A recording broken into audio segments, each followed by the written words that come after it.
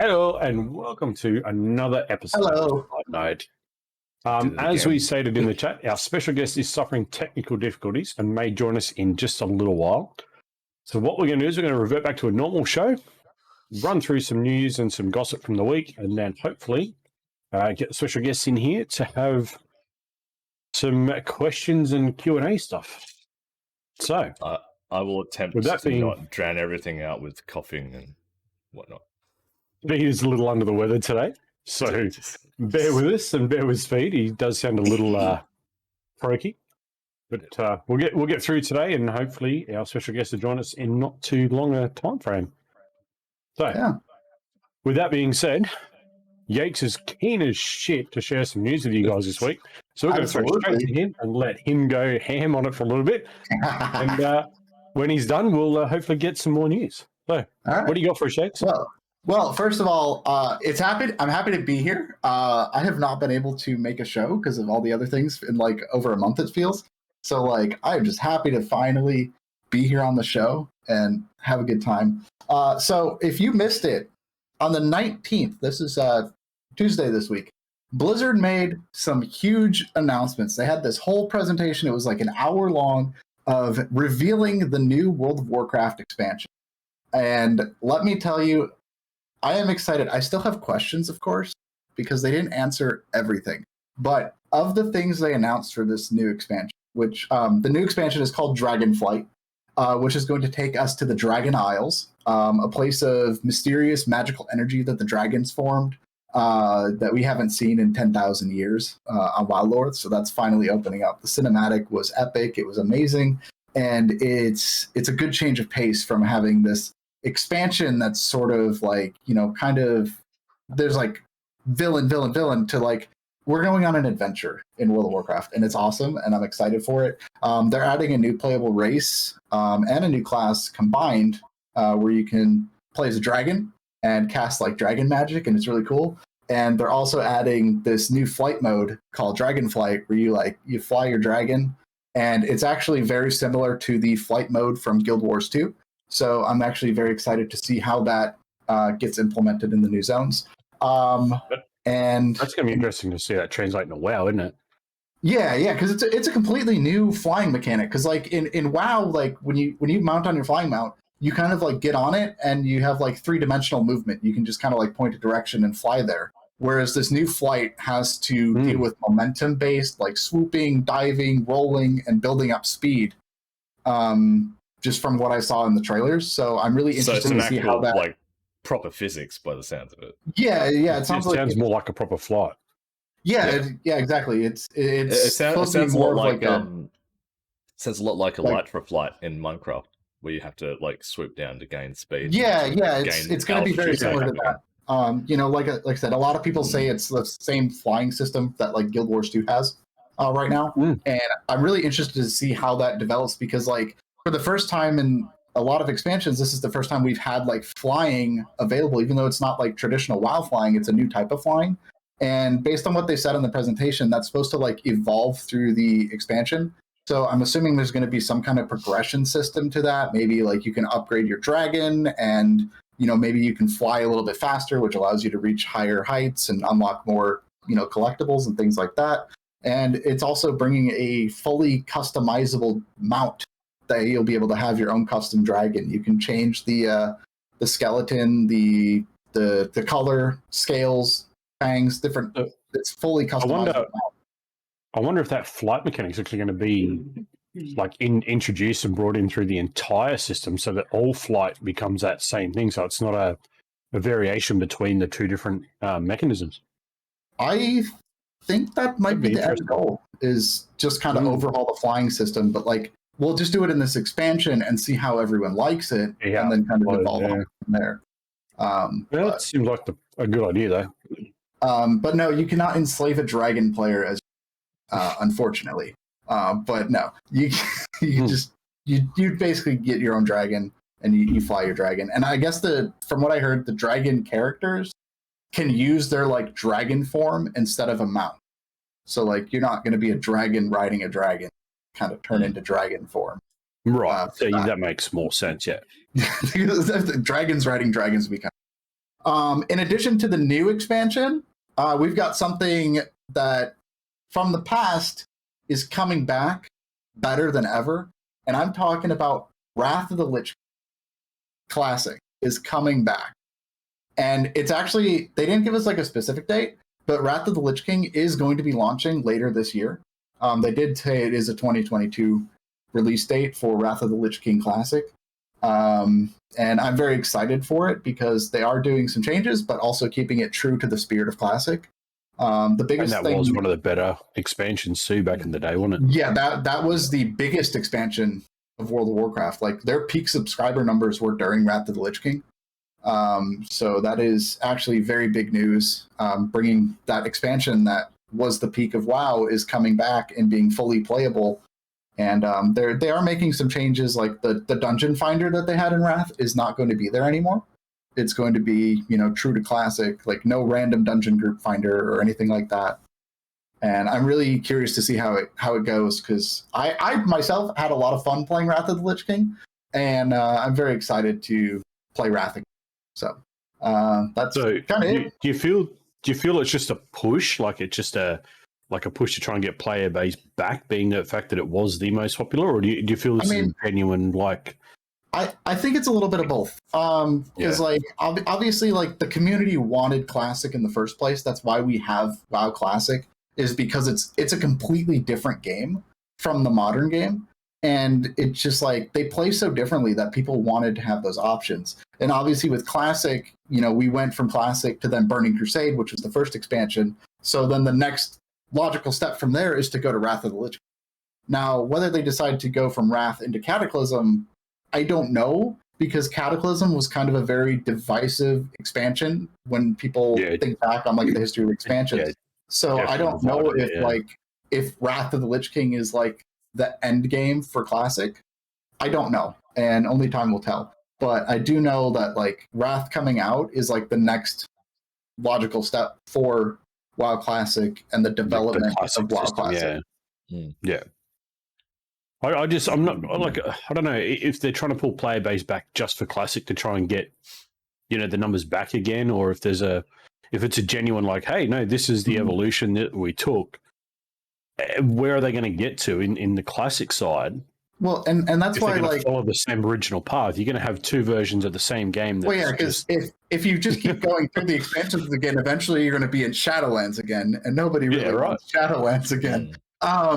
But I mean, that's why we're also seeing some of those Classic changes coming to the game in Dragonflight, because one of the big things they didn't really talk about, and I don't know if it's because they don't have anything developed right now or don't have anything to announce, but they just didn't talk about any of these systems that are like borrowed power for the expansion, where it's like for instance, like with Legion, you had the artifact weapon that you would like level up through the expansion, and then when the expansion's done, it's like, all right, you just throw it in the trash and move on to something else. So there is none of that, and instead they're redoing the talents and putting sort of that power from the expansion, building it into the class in like sort of like a Classic way.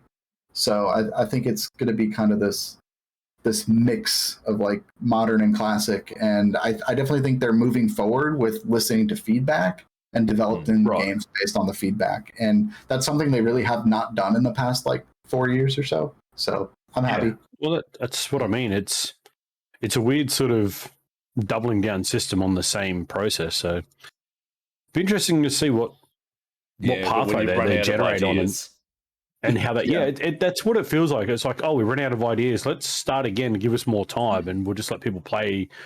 Like the Classic, let's just take it back to Skull and Bones and just give it out again. Rockstar, isn't it?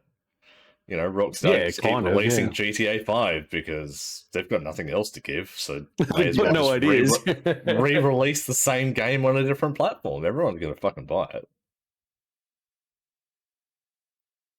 Yeah, right. But as much as I don't want to, I have NASCAR news. NASCAR has invaded my love-hate game, Rocket League, lately. You mean your hate-love game? Whichever way you want to look at it. So you can now get there's 3 different types of NASCARs in the game, and special liveries and all that sort of jazz. If you're keen on that, I'm not going to buy that. That's your thing. But they're the new next gen race car. They all look the same. Like I was looking at it, they're all the same. What the only difference is the front bumper. Like that's it. Well, yeah, you've got a Ford, a Chevy, and a Toyota. Big whoop. You may as well have just had just one car.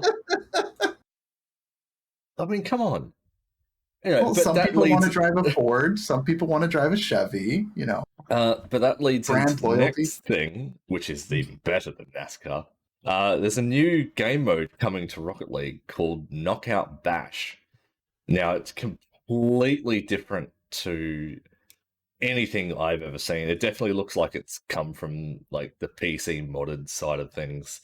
It looks like you're able to grab other cars and throw them like off the platforms and into spikes, and it's very tactical, and there's literally no gameplay. Like there's no like ball, there's no scoring goals. It's just it's almost like a battle royale, really, Rocket League style. But that launches on the 28th, I believe. So I'm interested to see how that goes. A couple of days away. Yeah, I'll definitely be playing that as much as I may hate it. Yeah. So I noticed in chat that the ghost is finally up. Yeah, finally alive. Longplay, if you are there, dude, and you're ready, just jump on into the waiting room. We'll bring you in. So I see the ghost has given up there, but anyway.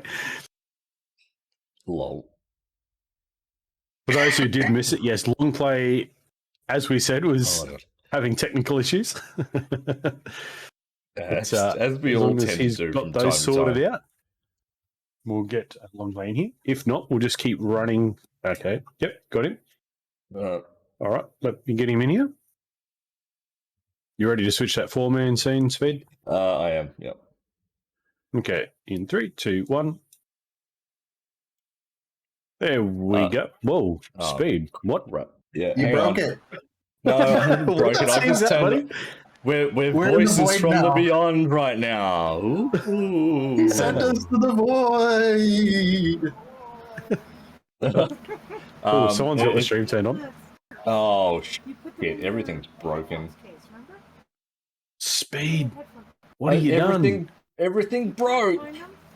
No. There it is. It's okay. The names are in the wrong spot, unless you're going to have a webcam long play. Wow. Turn the names off, dude. I think the names are in the wrong spot, but it seems to be working. Oh my god. This is gone just sideways. Names there we go. Names are off. Sounds for a show anyway. Don't need names.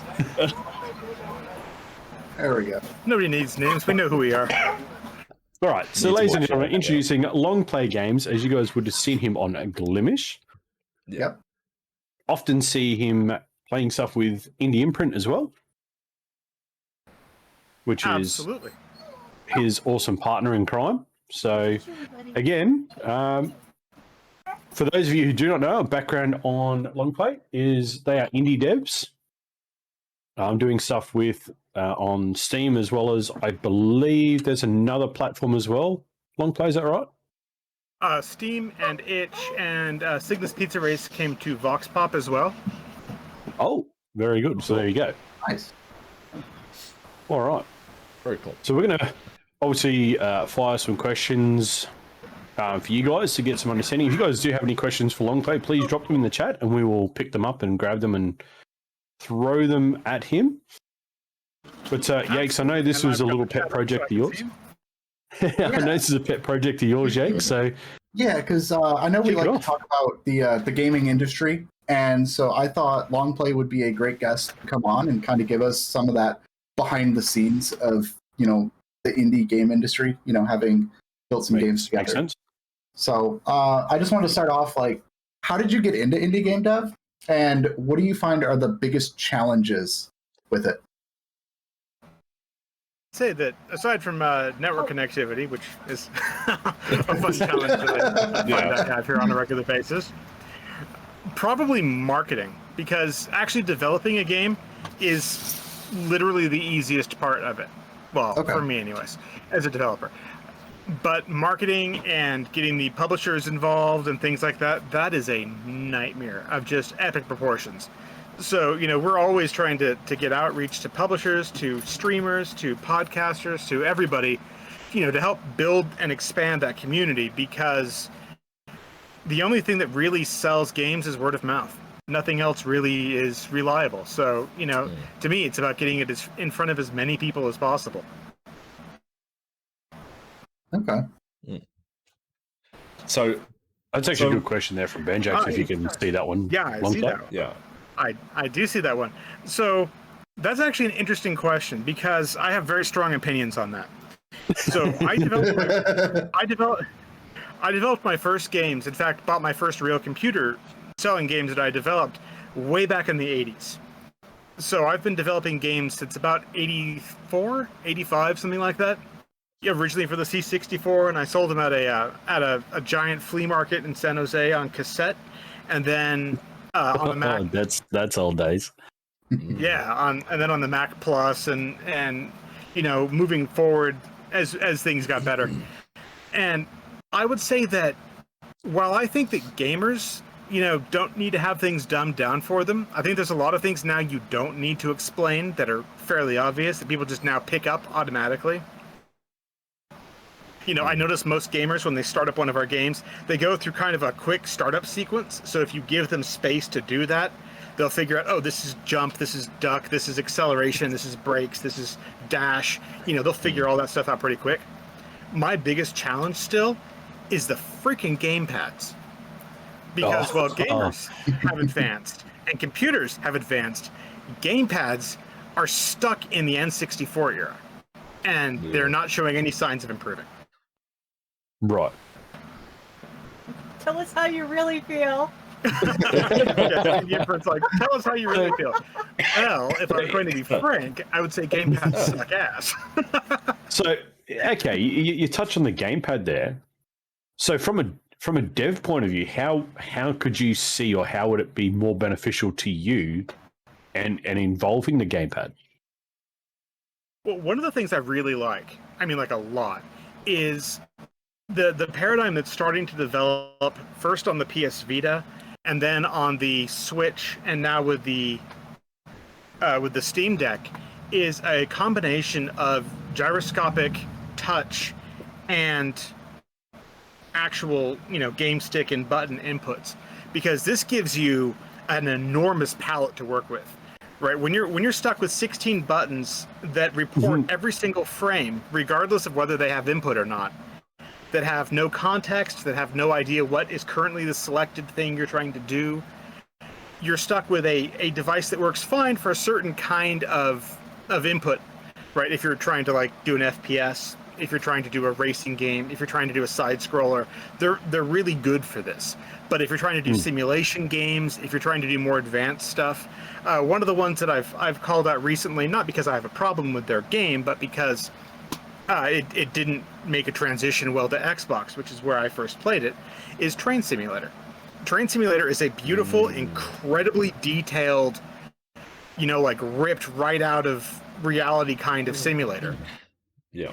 And the abuse that it went through to be accommodating of an Xbox controller it makes it almost unplayable. You have to move the cursor over to each control so that you can flick it on. You don't have the ability to go through the startup sequences for the trains properly. Trains have these, I don't know for real, but I know in Train Simulator, they have 11 to 12 buttons you have to flick on. You've got magnetos and brakes, and you have to engage the clutch and set it to the right position, and all this kind of fuddy-duddy stuff that you have to set up. And when you have 16 buttons and no ability to quickly move around a screen, you're basically stuck slowly moving the cursor back and forth until it lights up over the object you need, at which point you have to manipulate it with one of your two thumbs. It's like getting a chicken to do math problems. And I will say that those problems are tenfold when it comes to Steam engines, because you need to constantly be doing stuff to keep things under control. Exactly. So exactly, and that's so much the case with simulators, and you either have to arcade out your simulator, or you have to basically give up and say it's going to be PC only. But with the Switch and with the Vita and with the Steam Deck, we now have, well, I mean, on the Steam Deck, you've got like a million inputs, but you've got touchscreen, and touchscreen just kind of bridges that whole gap. You've got so much you can do. You can now do pinch to zoom, for example, which, you know, is unheard of on a gamepad. You just can't. You've got vibration, and you've got vibration that's not just simple vibration like left stick, right stick. The new gen consoles have the trigger vibration, so you can actually do like really precise, you know, control over those motors if you want to.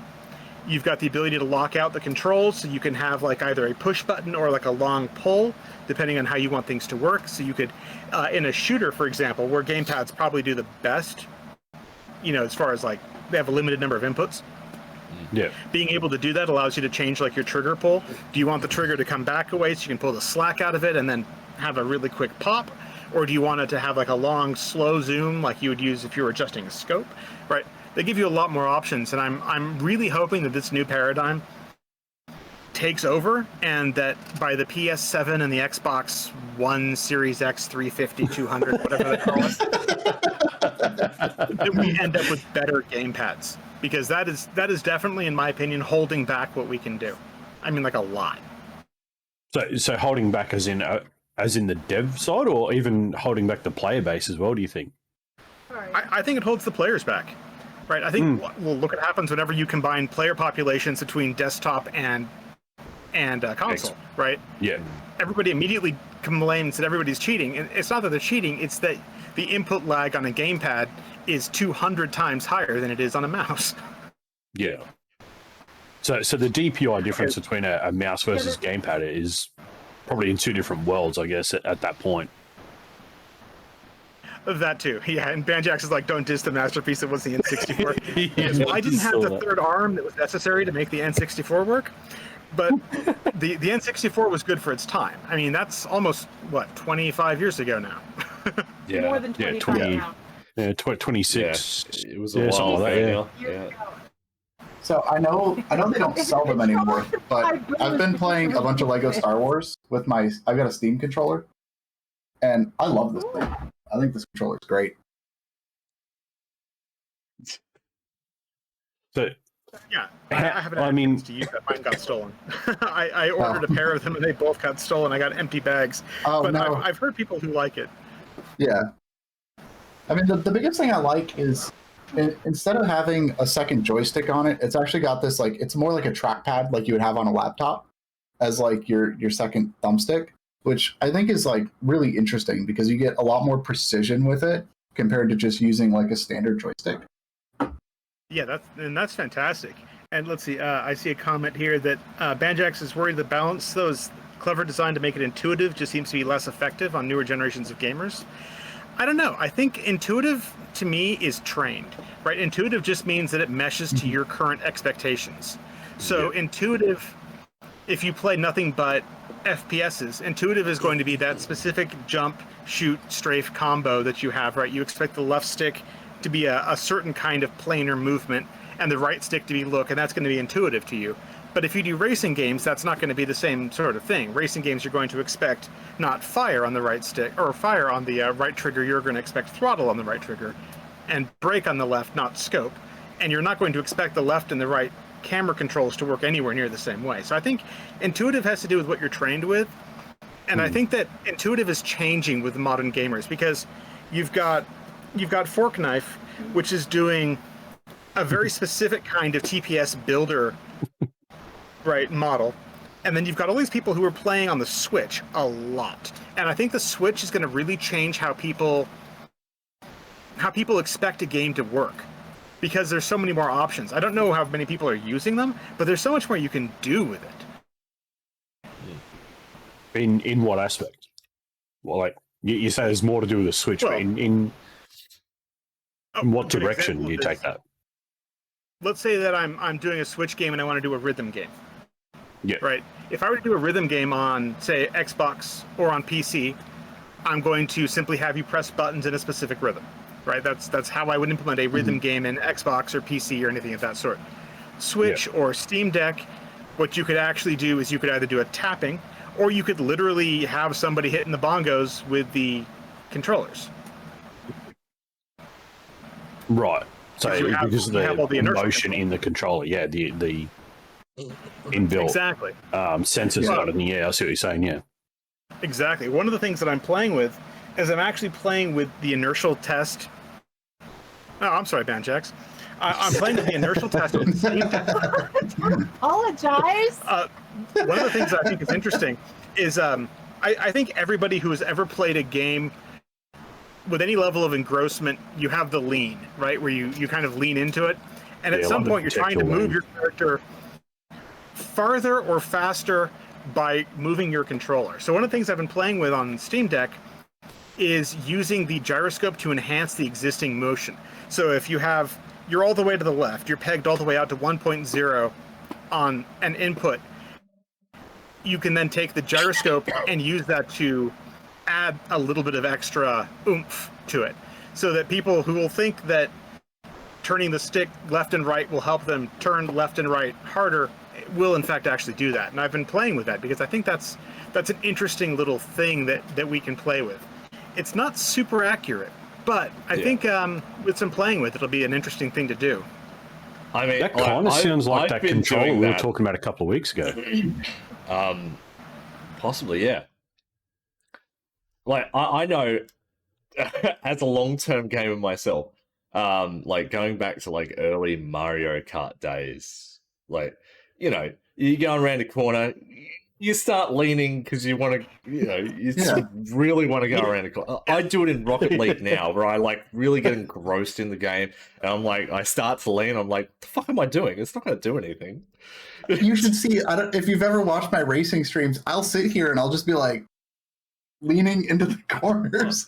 There's no reason for me to do it. Since we're talking about Yakes and his racing there, it's even funnier when he's behind a car and you see him tip his head trying to look out the side. Even though the camera isn't moving, he's trying to look around the car. So I think we've all I been, do it. It's just like the subconscious thing. And I think if we could actually incorporate that into the controllers, where it's like, hey, if you're kind of leaning your controller while also moving the joystick all the way, and you go like 10% faster, like, I don't know, I think that's cool. Yeah. But that's like that controller we were talking about. I'm just trying to go back through and find it. See, if I was to have that sort of implementation, I would have. Oh yeah, the pivot wheel. Yeah. If I was to have that sort of implementation, I wouldn't let anyone know about it. I would just sort of let it ride in the background. So the placebo is actually not a placebo, but they don't know about it. I'm sadistic that way. I'd do that. Yeah, it'd be a case of just letting it. Just let people debate on the internet whether it's a myth or not. Yeah.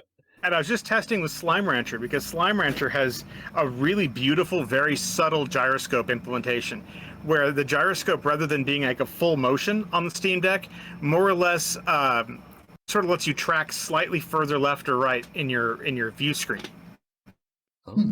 So you're moving left or right, and then if you pivot it, it actually moves left or right, and then it kind of pans the camera a little bit to the left or right while you're doing it. And I'm like, ooh, that's sexy. That's cool. really Yeah. cool. Me in the background just lost it. Love it. All right, so moving on. How do you feel the state of the indie games or indie devs are sort of in the current phase? Like, do you feel they're in a good position, or do you feel there's a lot of work that still needs to be done on that side of things? The state of indie game dev? I'm sorry, I didn't quite understand. Yeah, no, the indie game dev, like. Oh, I'd say it's the best it's ever been. I mean, we haven't had an open market the way it is right now since the early 90s. Right, in the early 90s, you had everybody from id through Sierra as basically small shops that were, less than 100 people. Even footing, if you could get your stuff into the door, you could get in front of customers. And now we've got itch with no bars at all. We've got Steam with a very low bar that you have to pass. GOG has recently opened their doors. Yeah, no, itch lets anybody in, which I love and also kind of loathe about itch. It's really their Achilles heel. You've got GOG, who's recently added a ability for individuals to join the platform. It used to be very closed door; you had to know somebody. Yeah. You've got Epic Game Store, which will let anybody in. You've got the Microsoft Store, who is so desperate for game devs now that they've got no less than 3 separate channels that will let you publish to the Xbox. One of which is as easy as just simply submitting your app as an upload, and it will publish it to the ID creators, which is sort of their attempt to get back to the XBLA glory days. Right. In fact, the only one you can't really just jump onto are Sony and Nintendo, and those are still a lot easier than they used to be. Right. So I think right now it's the best it's ever been. The downside is there's over 1,000 new games a month. So the problem now is, even if only 1% of those are any good, that's still more games than anyone's going to buy a month. Yeah. So It's becoming like an oversaturated market because it is so easy now. Yeah, like 10 years ago, it really started to sort of open up to indie devs, and it was a lot easier to start publishing your games regardless of the platform you're on. That's why Steam basically exploded with all these bullshit games that just shouldn't exist, because people just sort of make anything just to make money, really. But I think it's a really good spot. Do not make money. Yeah. So one thing that I know we spoke about on the show at one stage, it was in regards to the indie devs, and there was that big thing around the refund policy with Steam, where if you played the game for less than 2 hours, you get a refund on it. Now, I know a lot of indie games that are definitely well under that 2-hour period. As an indie dev yourself, where do you see that sort of holding, or like trying to hold anything in the indie dev market? Like, would that steer people away from making like indie stuff? That's a really good question, and I am kind of mixed opinions about that. I think that the reason that it has to exist is because they don't require you to submit demos. If they were to replace the refund, the mandatory refund window, with you must have a demo of your game available, they would probably, be able to get rid of that, because people could already see, oh, does it work on my computer? Is it any good? Is this just some kind of crapware? Yeah. Well, so not forcing demos, the next best thing is give people a reasonable window. I think that there are games that, you can abuse that. Games that just simply don't have 2 hours of content, which is, that's not a bad thing. If you're making like a card game or, badminton or something, you could easily produce a game that is fun and entertaining and doesn't have 2 hours of content. Maybe it's a pool game. You play billiards or something. You're not going to have a 17-hour-long billiards game. It's just you play billiards with a friend, and then, you do a match or two. They last, 15 minutes? Yeah. That's the game, right? And I think there's a place for that. I would rather see them actually do refunds based on cost.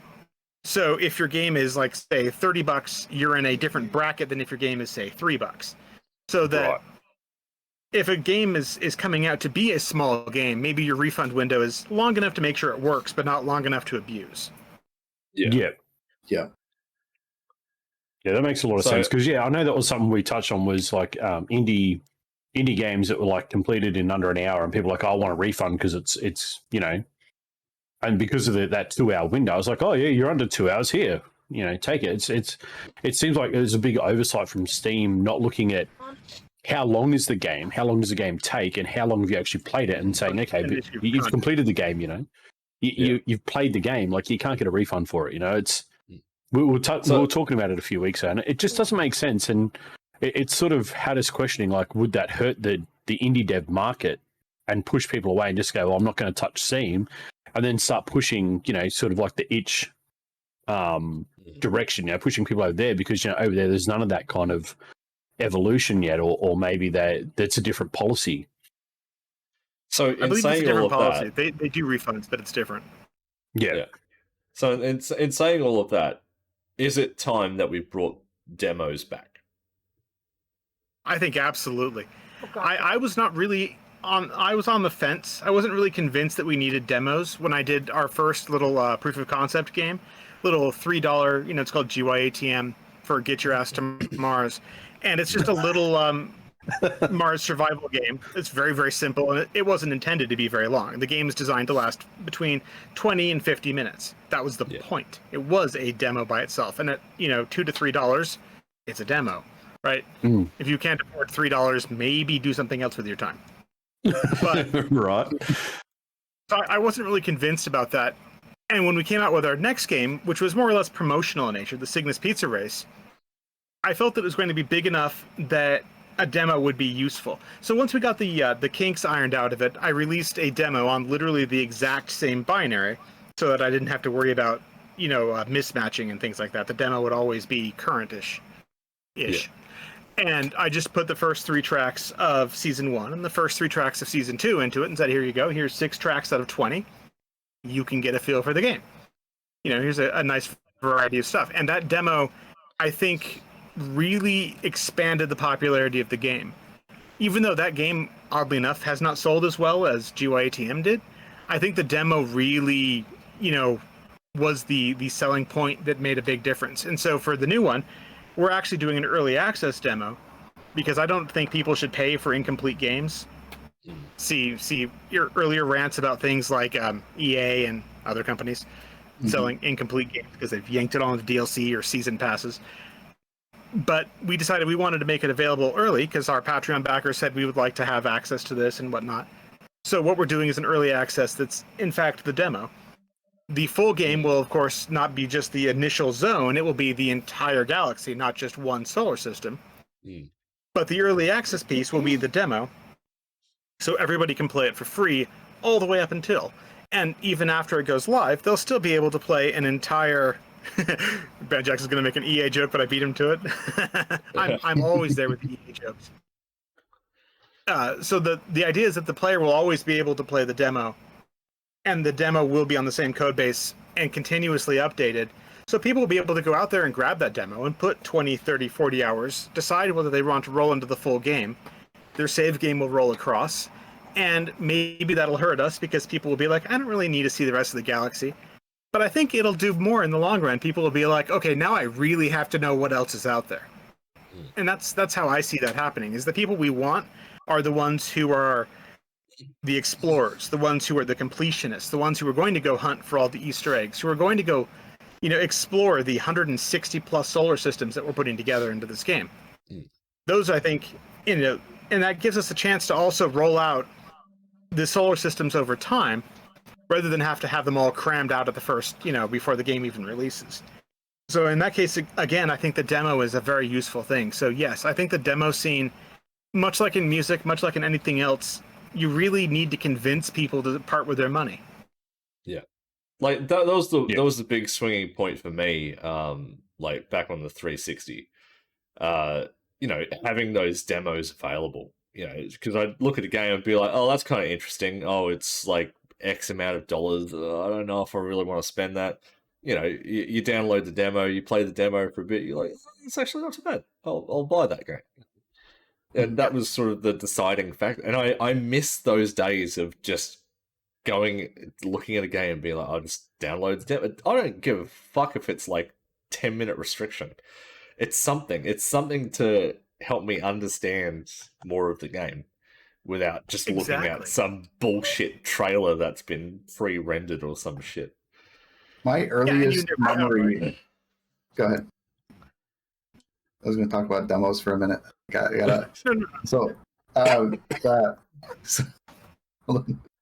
my earliest memory of demos was back in I had a Sony PlayStation 1, and it had this like demo disc. I have no idea where it came from, right? I was like 6. I love demo discs.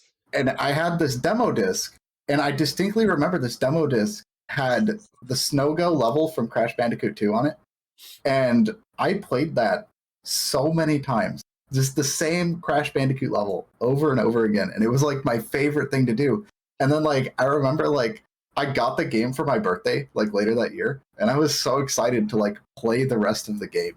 It was like cool. And I think like I look back on like my fond memories of demos, and I think like, if you're looking at like getting new people into gaming, like especially the youth, I think having those demo experiences, like I remember that so fondly. I feel like that place exists still today.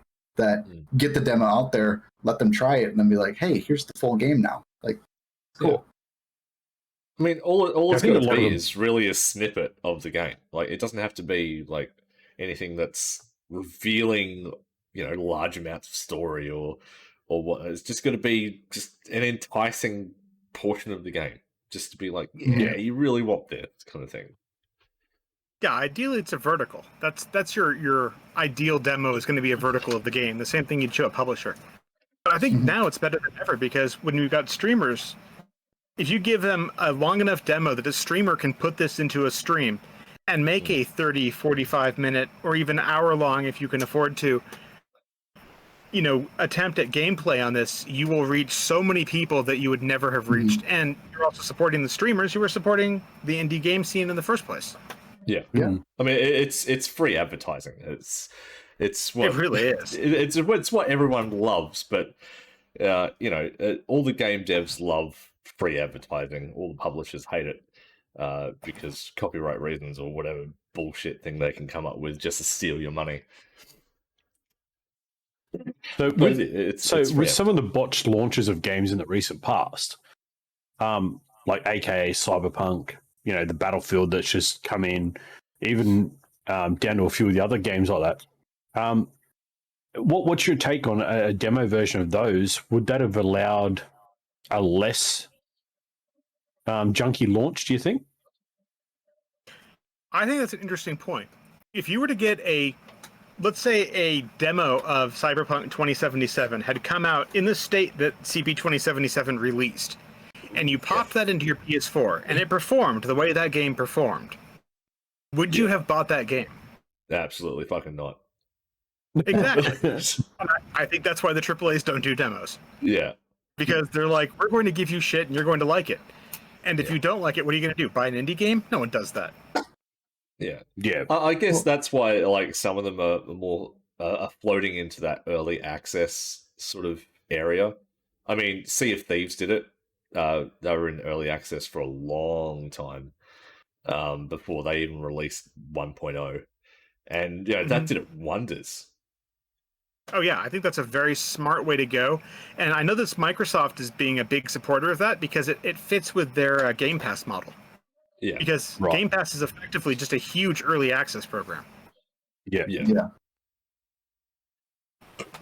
And in a lot of ways, it can also double down as a demo because, they do cycle some of those in and out. So if you look at the game and you go, oh, I like it, then they take it out of Game Pass, you kind of got to, go and buy it or you risk losing the ability to play it. So I can kind of see the direction they're taking there.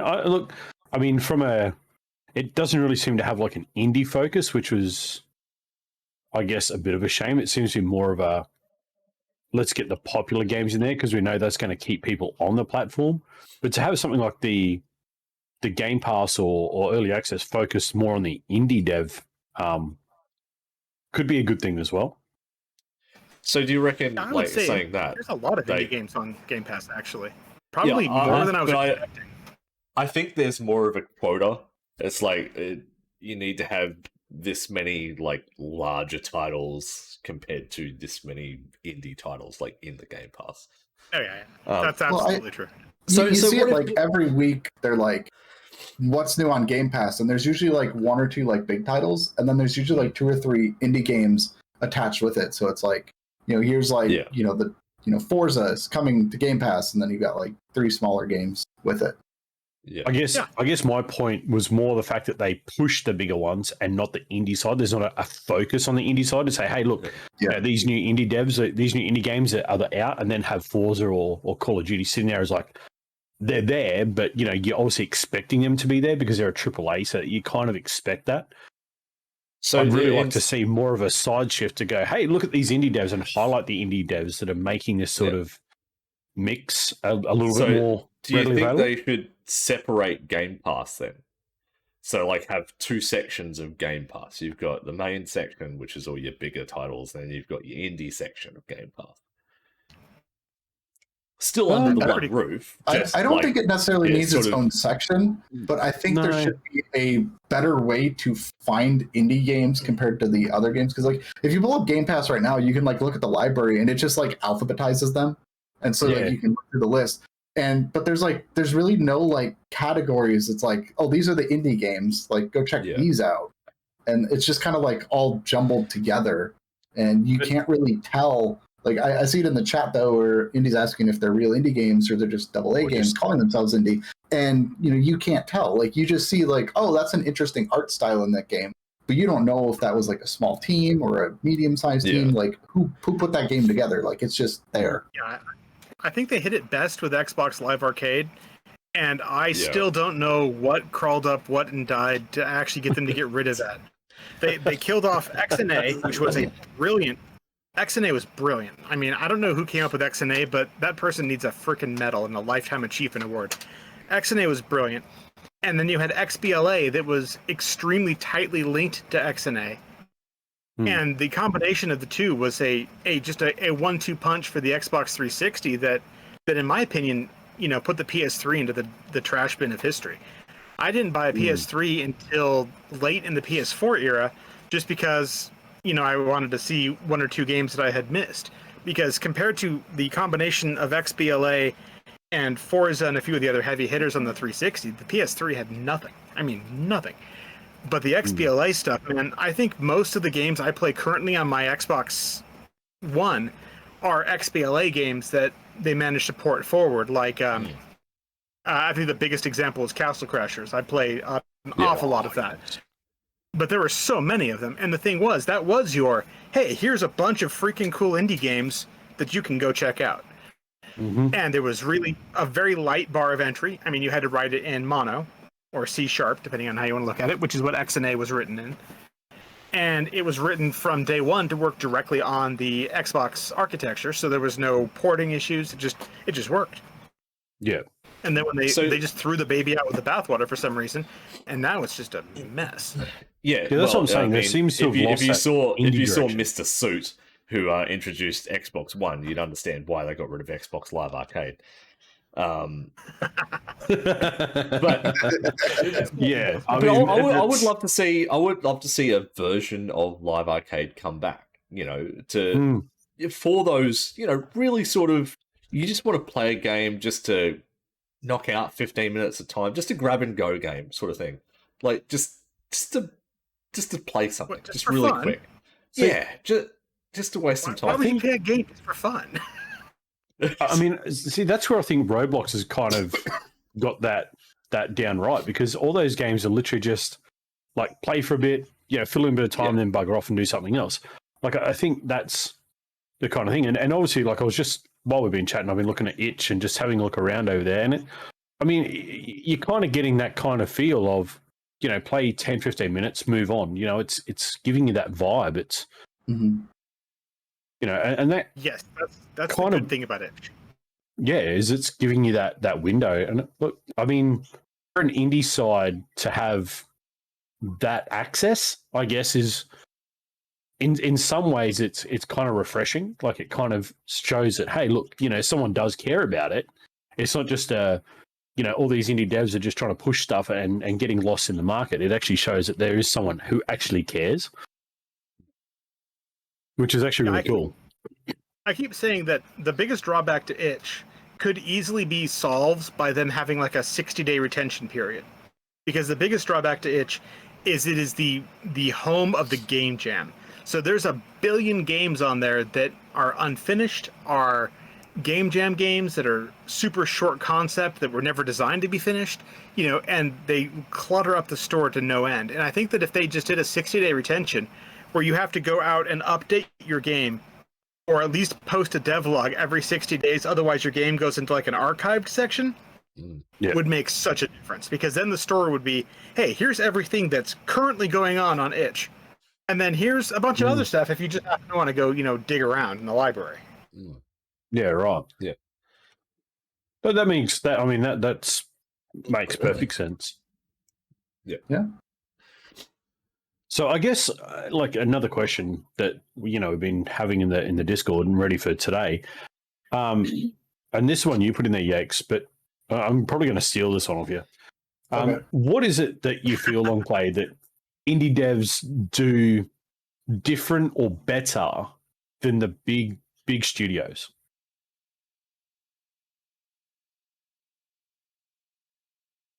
Well, this is it. This is the hard one. Ah! No, that's all right. The internet's going. Sonic. We got you back. You may have to Yeah, repeat the I'm hearing you question. now, but it went like all robotic there, and then it went away entirely. Okay.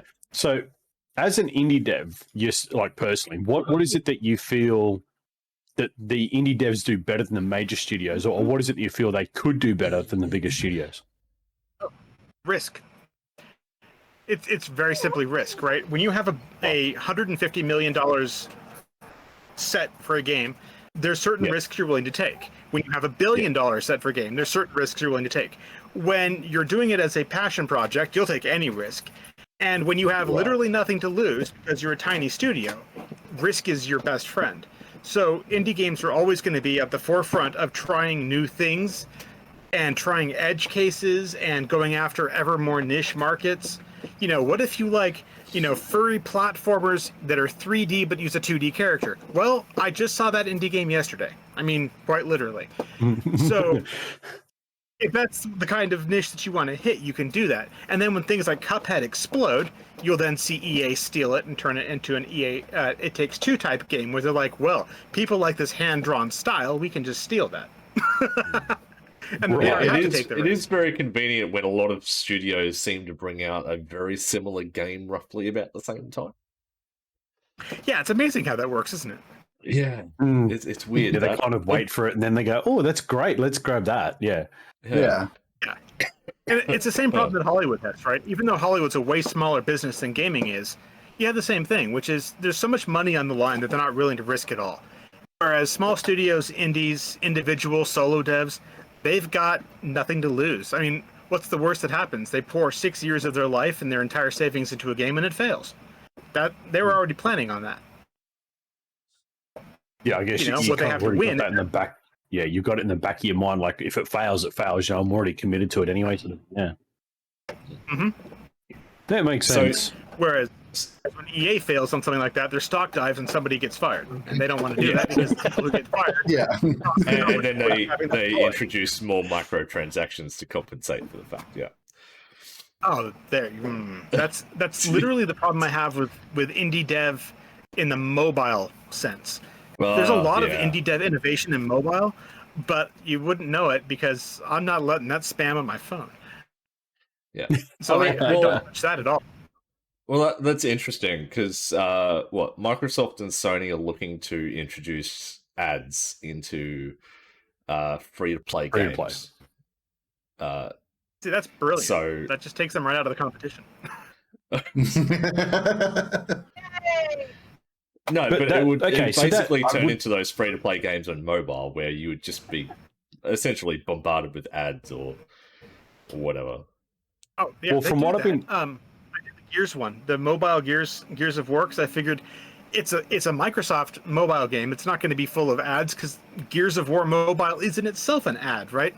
I was so wrong. It was an ad every 12 seconds. I counted. Ooh. Holy cross! That's what I thought. I tried playing that Star Wars one. I know it's EA, but like I was like, oh, it's an actual publisher on mobile. It's not going to be like that bad. And I'm like, oh, this is terrible. Yeah. So if I'm reading through all the documentation right, understanding what they're trying to get is, say, like in a racing game, they're trying to get advertisements on billboards, so putting up brands. But my question would be, would that not be better suited to advertising, or even opening that up to indie devs, aka like people like yourself, and say, hey, up in say Forza on the billboard is Cygnus Pizza Race. Like, would that not be a more beneficial and better option for advertising in that free to play space? I honestly have no idea how they're going to end up doing that. I literally couldn't even guess because I don't know what they're going to consider putting up there. I mean, are they going to put Office or are they going to put like BF Goodrich? Who knows, right? It's going to be whoever pays the most likely. Yeah, I would say so. You'd kind of feel it being something like that would be the who's got the biggest dollars. But from a perspective from where I sit, I'd much rather see like say Cygnus up there. If I'm playing Forza and I go past the billboard, I'd much rather see it because I'm going to be looking at that and going, oh, that's different. Like I don't normally see that. Where I normally see BF Goodrich, Pizza Hut, Microsoft. I normally see all that. Yeah. So I'd rather see something that's a little bit left of field and be like, oh, that's new, because it actually caused me to actually stop in game and look at it and go, oh, Yeah. Well, especially from like a racing game, because like racing games try to recreate like the actual tracks. So like if there's like a big Coca-Cola billboard at a racetrack, like that's going to be in the game as well. Yeah. And so a lot of times they have like disclaimers. It's like, well, they didn't pay for this. We're just trying to recreate this. So like if you're going to have like that type of situation where these companies pay ads and put them on billboards in racing games, like no one's going to distinguish between an ad and just something that's already there because it's at the track. Yeah. Like there's right. going to be no way to, if it's just something that's in the background. Yeah, I think that's probably the best case for it, really. Yeah, like American Truck Simulator, prime example. You can get a mod for realistic billboards and advertising and proper buildings. You can get those mods for real businesses in the game. Instead of having that mod, have Make real it standard. business advertising in the game. Yeah. Yeah. Yeah, like for example, Farm Simulator. They just recently seem to have realized that Farm Simulator does better if people put actual tractors in it. Because like the version of Farm Simulator that I play, FS15, has like 1 or 2 real companies, and the rest are kind of made up. But by 2022, there's actually companies paying to get their farm equipment into Farm Simulator. I was going to say, my dad and I have been, we play Farm Sim pretty much together, like every couple of weekends or so. And like our whole fleet is just like John Deere tractors. Yeah, exactly. Yeah. Because people will do that. And I'm like, that's free advertising. Well, now they're finally charging for it. And I'm fine with that. Like if you want to have, we're having a shootout in downtown Fallujah in Battlefield 2042 or whatever, and there's, some kind of ad for Battlefront or, Star Wars Battlefront or whatever, and it's all pockmarked and bullet hole. I don't really care. But if you're going to take a Cyberpunk 2077 point of view and then put giant mobile ads all over the place so that I'm walking through some kind of like Minority Report hell. No, I'm done. Yeah. That's a good take on it. Just put advertisements on all the loading screens. Go crazy with it, I guess. Well, as long as the loading screens still take like a second, sure. If they make them longer so the ad's there, well, no. Yeah. Nice. Yeah. I mean, the whole idea of the consoles now is to get faster loading time, so you wouldn't really want to slow it down by putting an ad in its place. Oh, they would. If they could, they would. I mean, they probably would, yes, but you wouldn't want to. As a player, you wouldn't want to see it. Yeah, and I think that it's going to come down to that. But, I think that anything that the AAAs want to do to shoot themselves in the foot and give indies a better chance, I'm okay with. So just a question from me. Have you collaborated with any other devs, or would you like to collaborate with any other devs on future projects? Absolutely. In many senses, actually. I've done a lot of independent contracting work over the years where I will do outsource a bit of whatever. I outsourced a bit of SDL. If you guys are familiar with the SDL library, I did a bit of the work for that for a long defunct company now. I did work with SRI way back in the 80s, early 90s. And then, more recently, I've done some collaboration work with a couple of other indies where, they hired me to do little bits here and there. Though as far as like a creative collab where we're like coming together and doing a new thing, there's a project that Skull Commando Labs and I have that's sort of sitting in the background because he's quite frankly done all of his part, which was the design for it, and I'm very woefully behind on my part, which is the implementation. I just do not have that much time. So I love doing collaboration work, and I think that, indies definitely should do collab work. I'm a big believer that the indie game scene works best when you model it off the indie music scene, right? Which is you work together with the other people, you listen to the other shows, you circulate other bands' stuff, you wear other bands' merch, and everybody boosts everybody. And then when somebody gets picked up, everybody gets benefited, right? Yeah, you see Trent Reznor come out there with some indie band T-shirt on, and all of a sudden that indie band gets hits, right? Yeah. Yeah. And that's just how that works. And I think that indie devs do best when they follow that same model, because that really is the model for getting consumers to engage in small investments for passion projects. Yeah. Yeah, that makes a lot of sense. No, absolutely. So, I mean, in some ways, it's kind of like small streamers as well. Like if you get friendly with a bigger streamer, you kind of get the same effect happen. It's the ripple effect down the line. It makes sense. Exactly. Yeah.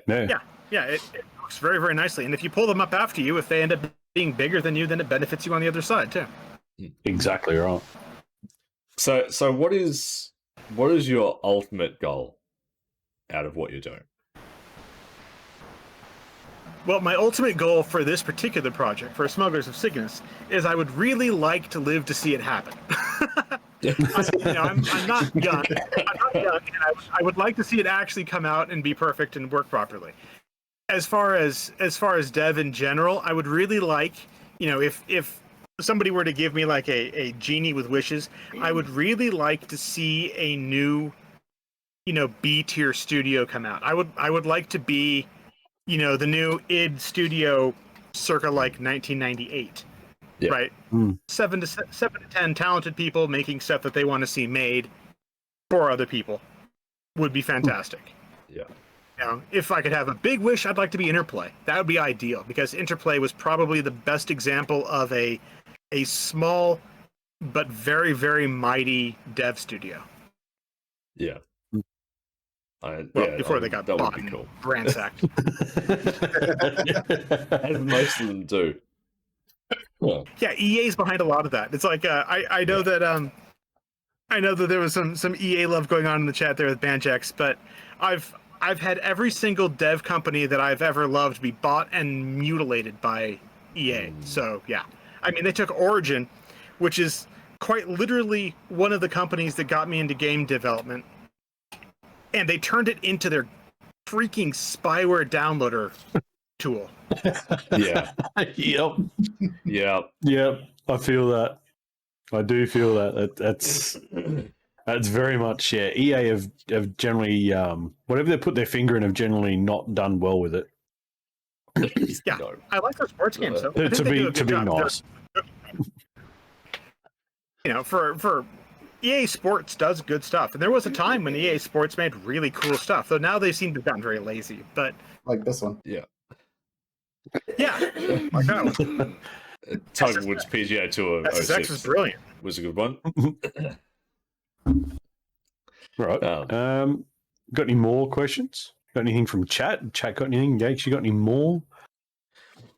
So obviously you stream over here on Glimesh. What sort of content do you stream over here? Do you do your dev work over here, or do you just sort of play games just to wind down or whatever? Well, I've done a bunch of different things, right? I initially picked up on Glimesh because I'm a huge open source person. I've contributed to open source since long before Linux was a thing, and religiously contribute to Linux open source. I'm a big fan of open source in general. I mean, like I said, I've worked on SDL. I've worked on some of the Linux ports for a couple of now defunct game companies. I really like contributing to open source projects. So the fact that Glimesh was based on open source, the fact that it had FTL, which was a very nice, high-speed interface that I was used to from Mixer, was an important thing for me. And the things I've brought so far to Glimesh, I used to do a dev stream on the weekends where I would recap everything that I developed over the week and how all the current projects were going, how the new track was coming in Cygnus Pizza Race, how the work was coming in Smugglers, show off new models, all that kind of stuff. And I found people just really didn't care. So I stopped doing that. They really didn't care. I'd get like one person who'd come in and they'd be there for like 5 minutes and then leave. It's a too very big-headed. niche sort of market here on the platform. And then if you're done, someone else would show up and you And have then to redo it. so then I would go ahead and I would repeat myself over and over and over again as somebody would come in, and it was a waste. So what I do now is I mostly just use it as a break to keep me from working 20-something hours a day. Is I cut off at 5 o'clock my time, and I on Monday, Wednesday, and Friday, and I just go stream whatever the hell for a couple hours. And currently I just do it all as Linux games. I'm like, hey, people seem interested in the idea that Linux is a viable platform, especially compared to Windows 11. They wanted to see what it looked like, what it plays like, what games work, how's the experience, and so that gives them a chance for that. So I take that nice little 2-hour break. I have dinner. I go back to work. So on that, do you have some sort of heavily implemented schedule for everything that you do, or do you just sort of wing it depending on the day? Well, I do generally break for doing a stream, like I said, Monday, Wednesday, and Friday at 5 o'clock my time. But for the rest of it, no. Unless I have a project that needs me to do something at a specific time, what I do is on Sunday, I post into my chat the list of the things that are going to be headed up for this week. What are the project focuses? And then they just sort of go down the list. So in the alpha, I'll be working on whatever the most recent feedback was from people, and then whatever the most recent pain points were. For a while now, for like 2 months, it's been dealing with gamepads, making sure that the menus all work properly with gamepads. That's been a real challenge. We've got an art overhaul coming up to redo the station art on the interior, things like that. And so I'll post that list and I'll go through it. But generally, it takes as long as it takes. And if I can check off 5 items in one day, I'll do it and then come up with more stuff. So I don't tend to work a really heavily specific schedule because, I spent 25 years doing that. So no, I don't. Yeah. Now you've also you've got 2 games on Steam at the moment, and I believe you've got another 3. one. You've got another one on the way. Is that correct? Yep. Yeah. But all right. So for anyone who doesn't know, including myself, because I haven't had time to look into it, what are those games about? Oh, okay. What so people our expect studio's from those focus games? our studio's focus is family-friendly science fiction. So all 3 games are science fiction in theme and in scope. First one is Get Your Ass to Mars, GYATM, which is a science fiction thing where you're the first person to be sent to Mars, and your job is to prepare the planet for a giant colony ship. And you have a very limited amount of time to mine resources, prepare resources, build this weird little sci-fi doohickey that will allow for a jump of the colony ship from Earth to Mars. So that's the first one. It's very straightforward. There's a lot of Easter eggs. I think there's 27, of which I know 4 have been discovered on stream, and I don't think any of the others have been discovered, so there's a lot still out there. And then the second game is Cygnus Pizza Race, which is designed basically as a mini game that takes place in our main game, Smugglers of Cygnus. And the Cygnus Pizza Race is just a straightforward arcade racer. Yeah. It has a little tiny bit of battle racer elements, but not in a real engaging sense. It's really only effective as a battle racer if you're using the toppings to slow down the people behind you, which is a lot of fun to drop a giant topping box. You collect the topping boxes because you're building the pizza order, and the ones that you don't need, you can drop behind you in front of another ship, right? And they'll crash right into it. Yeah. So it's brilliant for blocking off parts of the track so that you can get a little bit of an edge. That came in very handy in some of the tournament play, though it is local multiplayer focus. So most of the people who are doing the tournament stuff weren't doing a whole lot of local multiplayer. They're mostly just doing time trial stuff. So again, it's a straightforward science fiction thing. You're doing a pizza race where the goal is to collect and arrive at the finish line as fast as possible with the toppings that the customer ordered.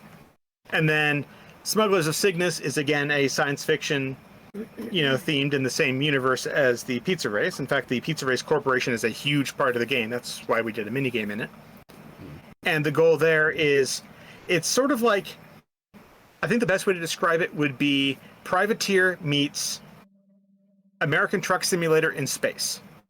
You have the opportunity to just simply do jobs where you just pick up a load, deliver it to wherever you're going, turn around and do it again.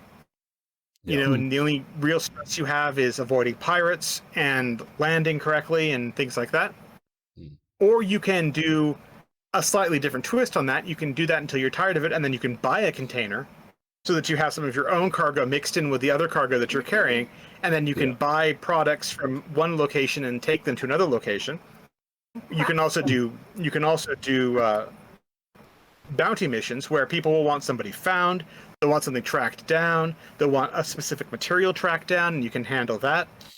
And then, of course, there's piracy and counter-piracy missions where you can either just go kill pirates, or where you can engage in piracy against people who didn't ever do anything to you. Yeah. And then that one is actually 4-player invite only. So you can actually host, like Valheim style, you can host on your own machine and invite people to come play with you. That's cool. Nice. That's cool. Nice. Now, how would people support you if they wanted to do so? So if people were interested in supporting us, they can wishlist it on Steam. I think there's probably a link in here someplace, but if not, I can drop one. They can wishlist it on Steam. Once we get to 1,000 wishlists, we'll actually bring the game to Steam. Until then, it's going to be on hold. Yeah.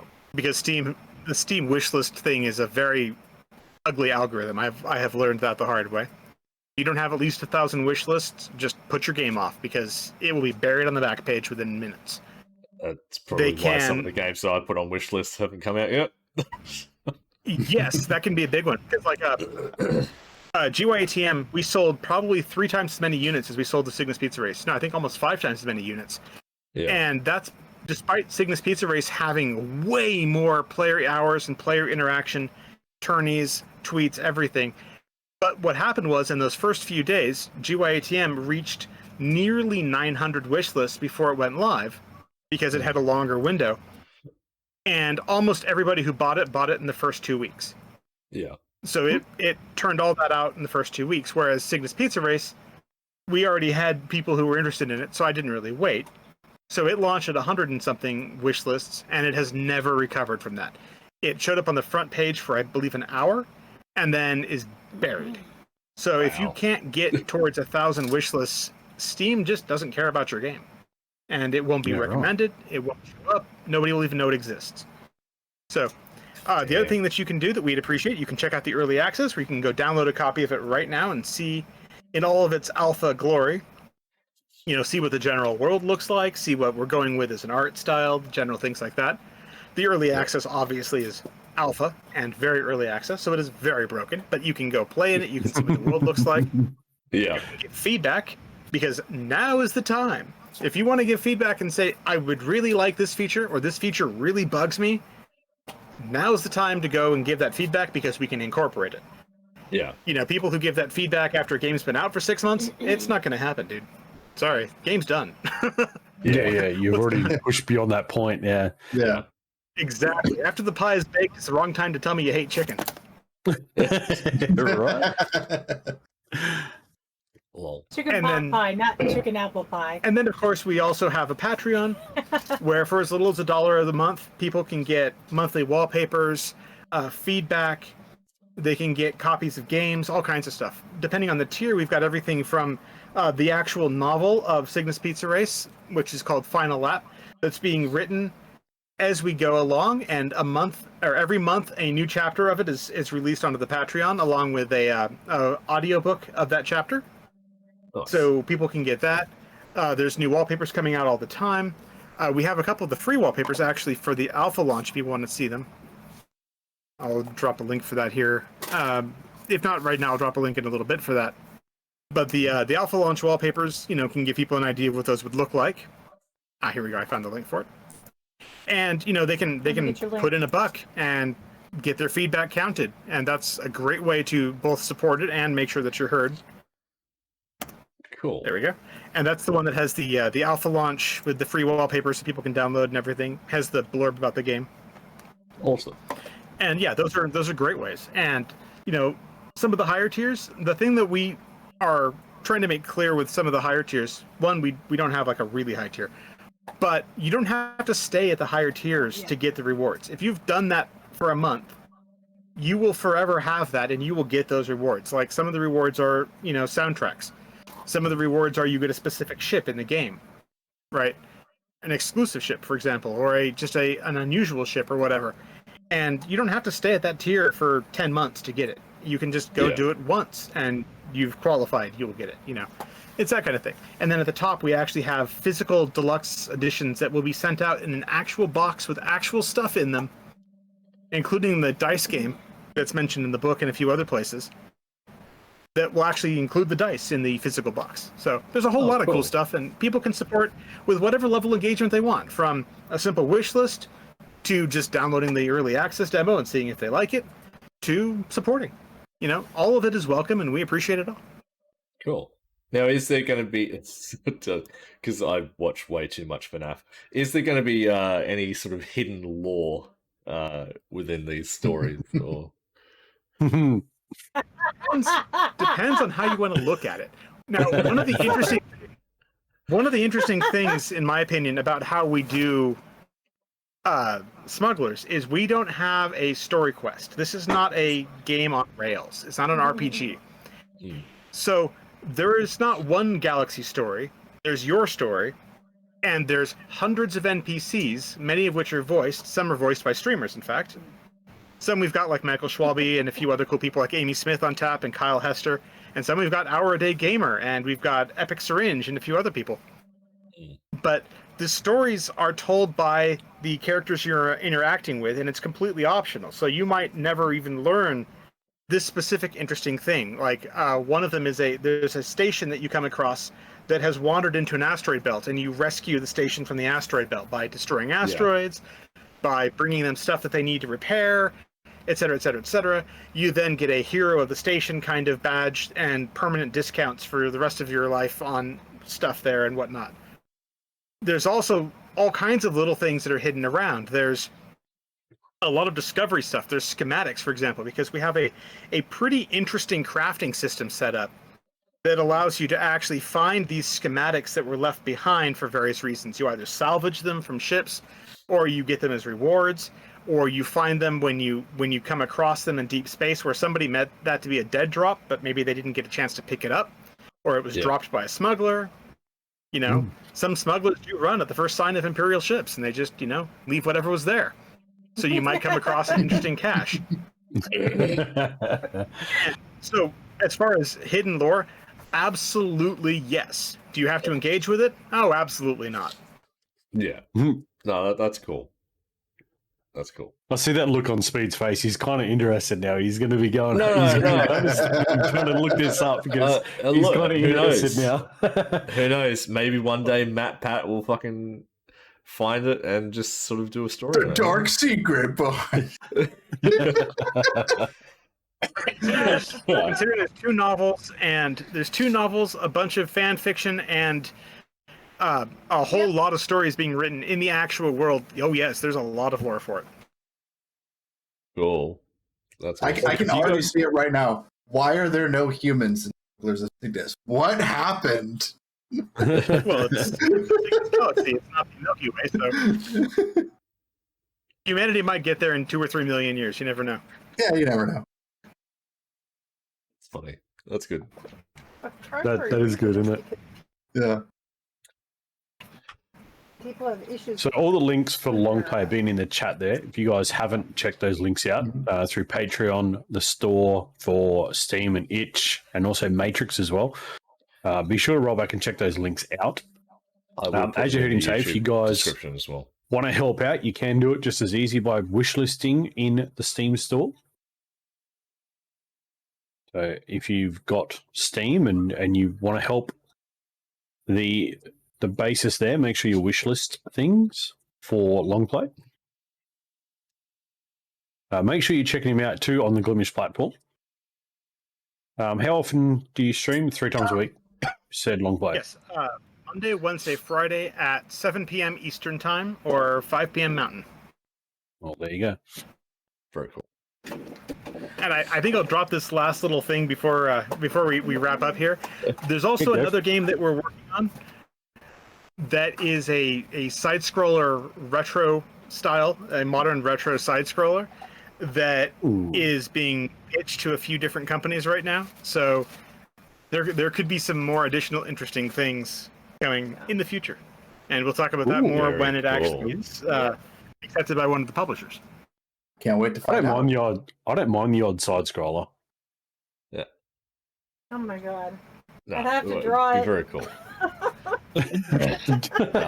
We will look forward to that one. No, that'll be definitely something to keep our fingers on. Yeah. to find out when that becomes available. Mhm. But that's going to have to do it for today. But yeah, we're going to wind up. So again, special thanks to Longplay for joining us today, and hopefully you guys are a little bit more in more zone with the indie dev scene. And if you've got any more questions, please make sure you drop in on the Glimesh channel over there at LongplayGames. Check them out on the itch.io and also the Steam and Matrix stores as well.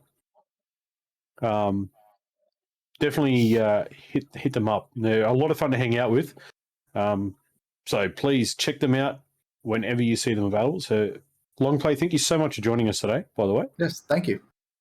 Yes, I'm very glad you had me on, and thank you for putting up with the fact that our network sucks.